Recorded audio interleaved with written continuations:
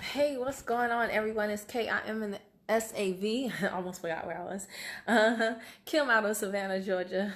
And I wanted to talk with you guys about a topic that has been coming up a few times with people that I have spoken to. Of course, all of my Facebook Lives turned into YouTube videos originate from a real conversation I've had with real people. I'm going to talk to you guys though while I am on my vibration machine. So let me go ahead and get that started. If you've been with me before, you know I sometimes often do this, just killing two birds with one stone. The vibration machine is something that I really, really enjoy and love. So if it looks like I'm in an earthquake now, yeah, that's why. So I'm burning calories while standing still. Hold on while I get this, this intensity up right here. Ooh, gee whiz. Okay, so I'm going to do 100 instead of 180 so y'all can somewhat hear me. All right, so if you don't know about the vibration machine, that just means you're not in my private VIP group. You can find that at BetterBodyVip.com. So guys, listen, I have a lot of people that are not on my team that talk to me about, burnout or overwhelm, and how do you push through when you are burnt out, when you are overwhelmed, inundated by your activities. And overwhelm doesn't really exist, okay? Let me tell you that. Overwhelm does not exist. It's really, when you're saying you're overwhelmed, that just means you're not good at prioritizing. Okay, so if you get clear on what are the number one, number two, at least top three things that you should do every single day, let everything else fade into the background, then you won't be overwhelmed.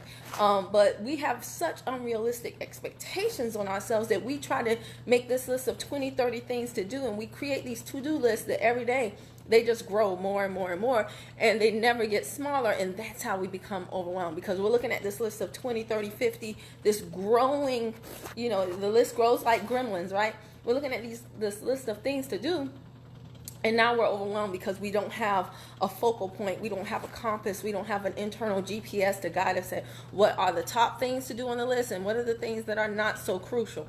Now, how do you know when to push through versus stop and regroup? It's really, really simple, okay? Regroup. Here's when you should regroup: when you are inundated by your reality. If you are spending the majority of your time focusing on your reality, oh my gosh, I have so many bills. Oh my gosh, the kids are driving me crazy. Oh my gosh, I'm working this job, 2 to 3 jobs. Oh my gosh, I only have this much time. If your current circumstances are swallowing you up, if you are more focused on your current circumstances, sit your butt down and regroup. Get in touch with your spiritual center, with the guide, with the God that is inside of you that will tell you what to do and when to do it. That is when you should regroup, when you are too focused on your reality. Now, when should you push through? When you are thinking more so about your destiny. Oh my gosh. Let me tell you something. When you are pulled by your vision of the future, when you have future paced enough, when that your destiny is calling you and it's so clear that you can taste it. Now, this does not mean that you are tired or that you're not tired, okay? In both of these instances, you can be tired, you can be exhausted. But I know people that are completely just, oh my gosh, they're putting every bit of their energy into something, and they're pushing through because they're divine by a vision of their future. And even though they're tired, but it's a different type of tired, because they know that it's not in vain. But see, when you are pushing through at a time when you should regroup, meaning you're so focused on your current reality, it's like you are literally running on a treadmill and wondering why you're not going anywhere. You're not going anywhere because although you're putting the effort in, you are basically doing it in a way such that you can't get any further. I want you to think about it like this. If you were in college, right? And you say you want to be a doctor, but you are failing all of your courses, and you're paying to have to take those courses over and over and over again, and then you're starting to look around. But say you wanted to be a doctor all your life, but you're starting to look around and you're thinking to yourself, okay, wait a minute, doctors are getting hit. You're finding out more about these courses, and you're like, doctors are getting hit with a lot of lawsuits. A lot of doctors are not living out the dream like they thought. There's a lot of unhealthy doctors, and there's a lot of divorced doctors, and you're looking around and you're starting to realize, whoa, maybe the reality of the situation is not what I thought it to be. and your current reality is starting to mimic the fact that you don't have faith in that dream like you once did, you should regroup. You should regroup and strongly reassess whether or not you do want to continue in your medical studies in med school, right? However, if you've always wanted to be a doctor and you've been going to school for years, you've got tons of student loan debt, but it's so close to where you can taste it, you're almost there, and you still have a burning desire to help people. You still feel that fervor. You can be tired. You can be completely exhausted, just like the other person. But if you still wake up in the morning thinking, oh man, I'm so dang on tired, but I'm this much closer. I can taste it. I can feel it. I can see it. It's like I'm already there even though I'm not.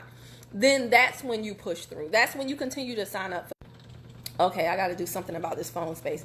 But that is when you continue to sign up for classes. That is when you continue on the path that you are. But it's very important, guys, that and many people go through their entire life and they are pushing through during moments, during periods when they should be stopping and regrouping. And it's very important that you learn this, because it took me a while. And I'm not saying I still do it perfectly, but, a lot of people champion people just push through even when you don't want to. Well, hold on now. Sometimes if you're doing that, you could be doing it in vain. Okay? I can remember plenty of nights when I was trying to cram for a test, and I would say, I'm just going to stay up all night long.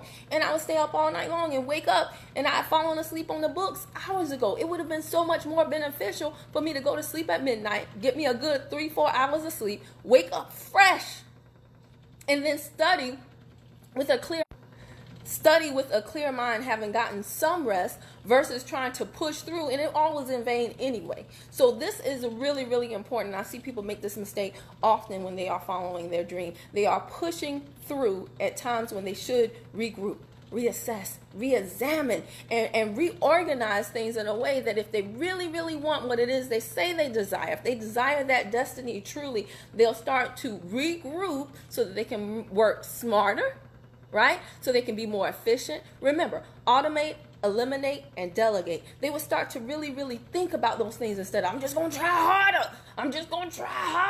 Like, no, sometimes you got to realize that when resistance comes into play, sometimes it's to make you stronger, and then sometimes it's to make you stop, okay?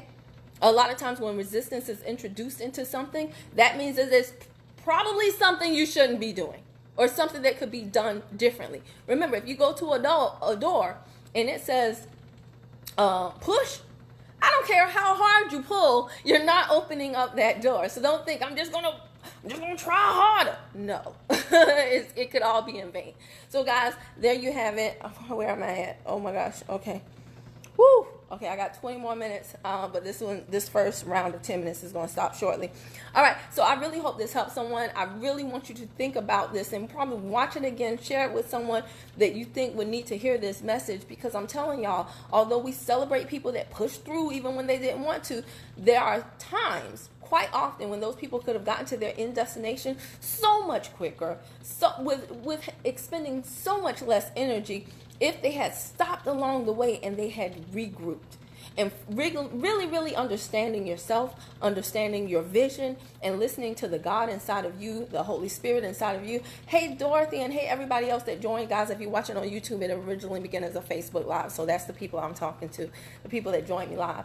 But really, praying for wisdom daily has helped me to understand when I need to stop and when I need to continue to go. It's a delicate balance that you have to maintain between really truly understanding yourself so that you can make the right decision for where you are in your journey as it relates to regrouping or pushing through. So again, if you're watching on YouTube and this is your first time seeing me, go ahead and hit that red subscribe button, also the bell to the right, ding dong, so every time I upload a new video, you'll be the first to know. And again, I am talking to you guys, doing this training while I'm on my vibration machine. I always teach everybody who comes to me for training that fitness is fun, and I only do things that are fun, because if it's not fun, I'm done. Okay, it's hard to talk when I'm on this sometimes, but I still get it. I still get it in. Thank y'all for bearing with me. I'll see y'all in the next video. Bye for now.